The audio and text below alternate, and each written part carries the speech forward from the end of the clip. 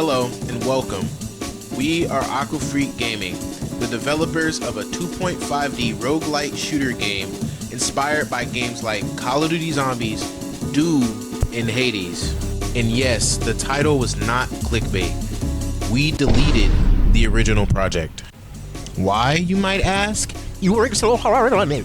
Oh, you've been working all this time on that game. Why did you delete it?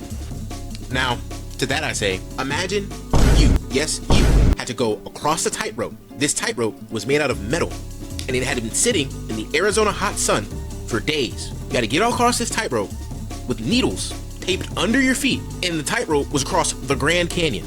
In order to finish the project you're working on, you have to get across said Grand Canyon without feeling any pain. Would you, yes you, when I say you, I mean YOU, cross the Grand Canyon? Or just start a new project? That's what it felt like to work on this project. Besides, the new version of it, it's 100 times better anyway.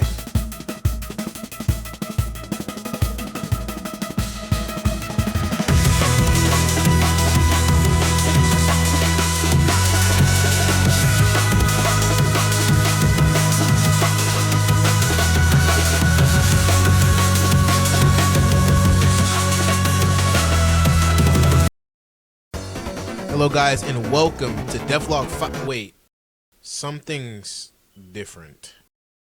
Coco, you're changing!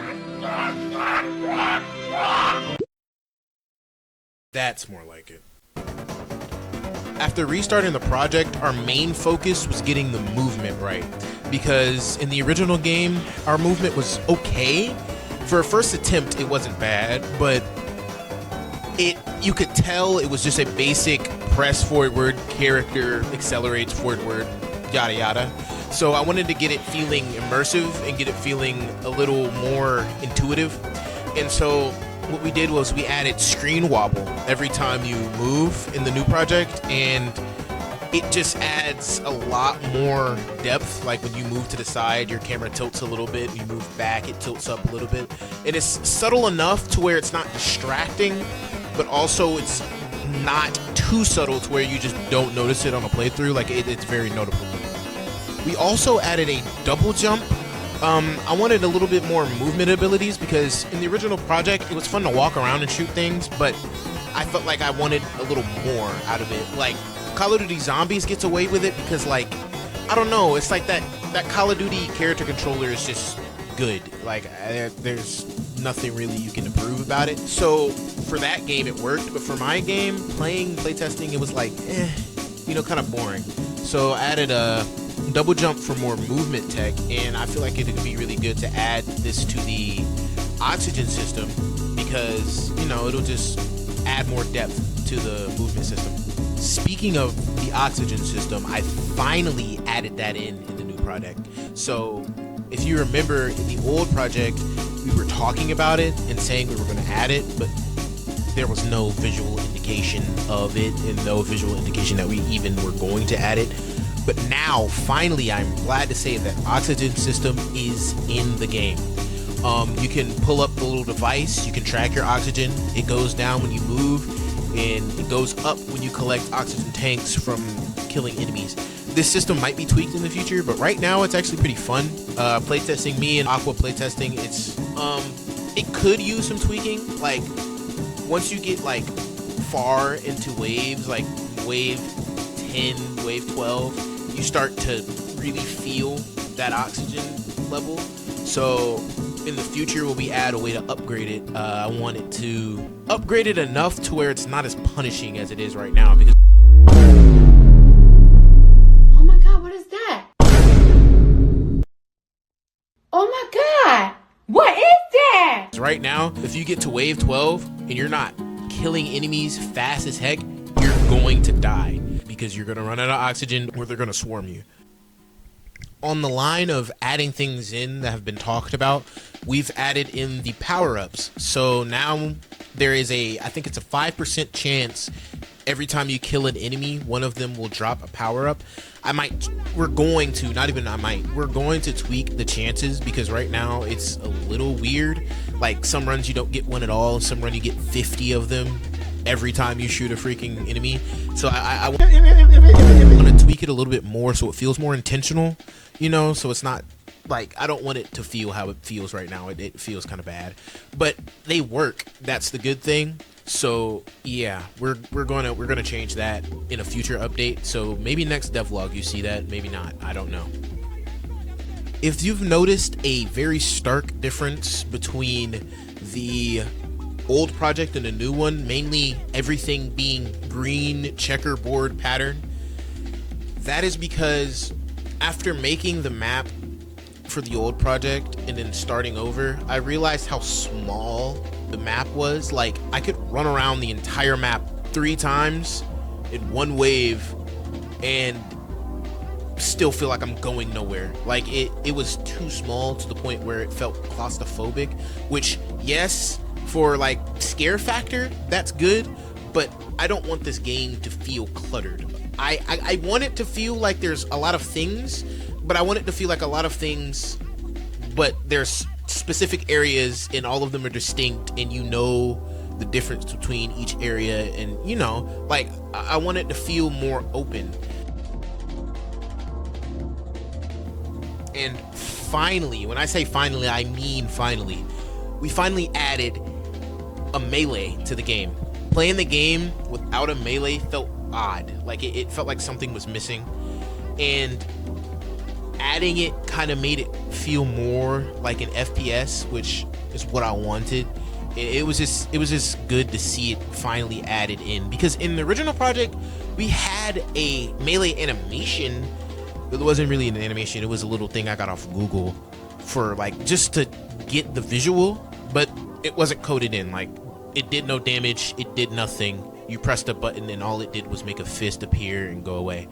And now it's finally in the game to where you can punch the enemies, it knocks them back, and it's just fun. It's fun to play with, and it's just cool to see everything coming together, because as you know, we are not programmers. Like, I will never say that I am a programmer. I am an artist first, and I know a tiny bit of GDScript now. This is like our first big project ever, so seeing everything come together is pretty cool. And another thing that we added that just made the game feel more like a game is we added grenades.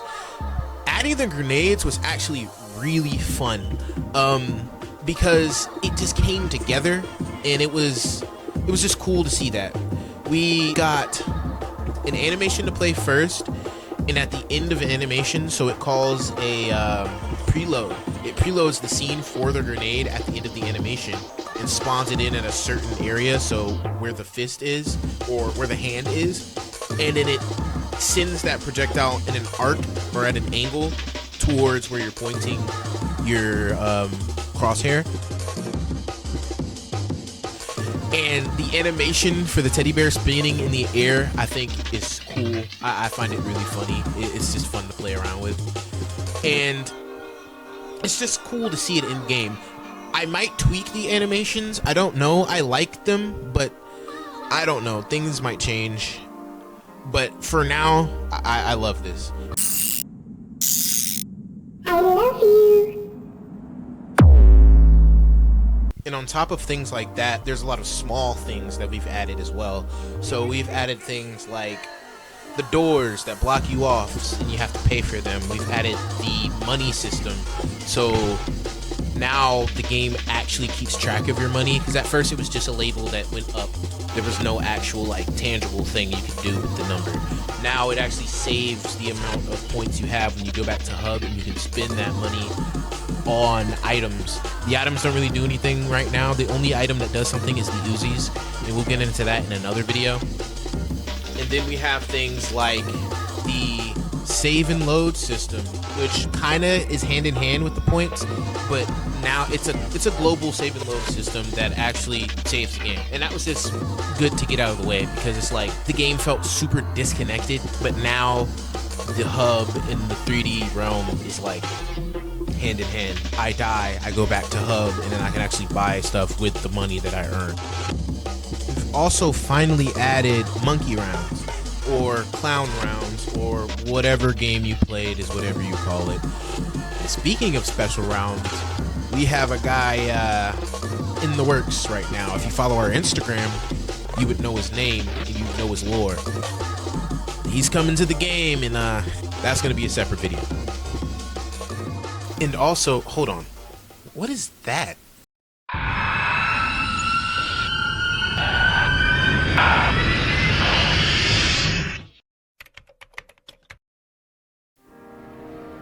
And that'll be it for this video.